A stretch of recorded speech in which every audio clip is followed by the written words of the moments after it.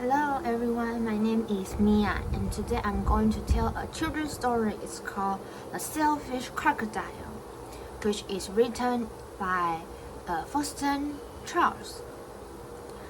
Deep in the forest, in the river, lived in a large crocodile. He was a very selfish crocodile. He didn't want any creature to drink or bathe in the river. He thought it was his river. Every day he shouted to the creatures of the forest, "Stay away from my river! It's my river! If you came in my river, I will eat you all." So there were no fish, no tadpoles, no frogs, no crabs, no crayfish in the river. All of them were afraid of the selfish crocodile. The forest creatures kept away from the river as well. Whenever they were thirsty, they went for miles to drink in other rivers and streams. Every day the crocodile lay on his great big back in the sun, picking his big sharp teeth with a stick.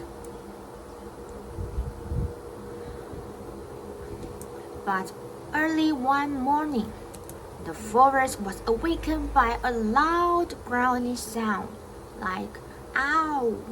Something was in terrible pain. The creature thought it was an animal caught by the crocodile.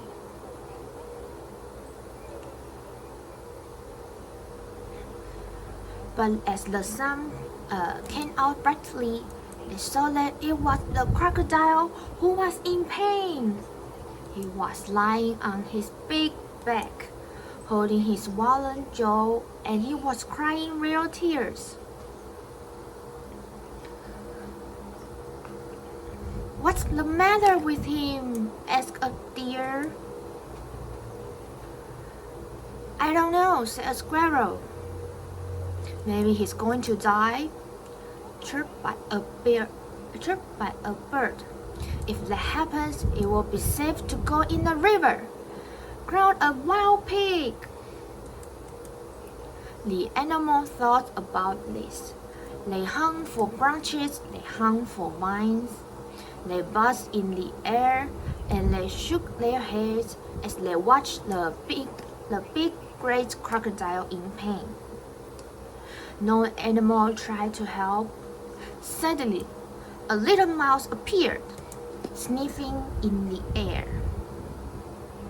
He ran along the crocodile's tail and then onto his tummy. The other creature started.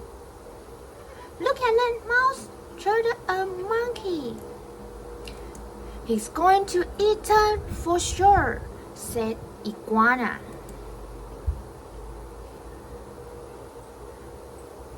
And the mouse crept along the crocodile's big neck and into his big mouth.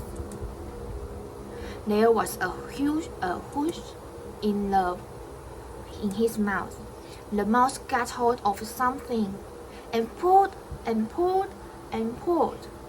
Then he put it on his shoulders and walked out of the crocodile's mouth. There was a loud cheer from the astonished creatures. The crocodile sat up and said, "I don't feel any pain anymore. It's all gone." Then he saw the mouse walking down his tummy, carrying an enormous crocodile tooth on his shoulder. "Your bad tooth was giving you the toothache," answered the mouse, turning around to face the non-smiling crocodile. "Do you want it back?" "Oh, no, get rid of it. And when you have done that, come back and I'll have a present for you." The mouse went and buried the bad tooth under the tree. And when he returned, the crocodile had a nice juicy nut waiting for him. As the crocodile watched the mouse eat, he said to him, "You are very clever, getting rid of my toothache, and kind too." He said to him, "I am so grateful, but what should I do if my toothache comes back?" "Don't worry, I'll help you take care of your tooth," answered the mouse, nibbling. Soon, the crocodile and the mouse were the best friends. And one day, the crocodile sent all the animals an invitation. "Please come to drink and bathe in the river. I won't hurt you. The river belongs to all of us," he said. The creatures weren't afraid to drink and bathe in the river anymore. Although the crocodile was something snappy, they grew to love him. And soon the river was full of fish and tadpoles and crabs and crayfish.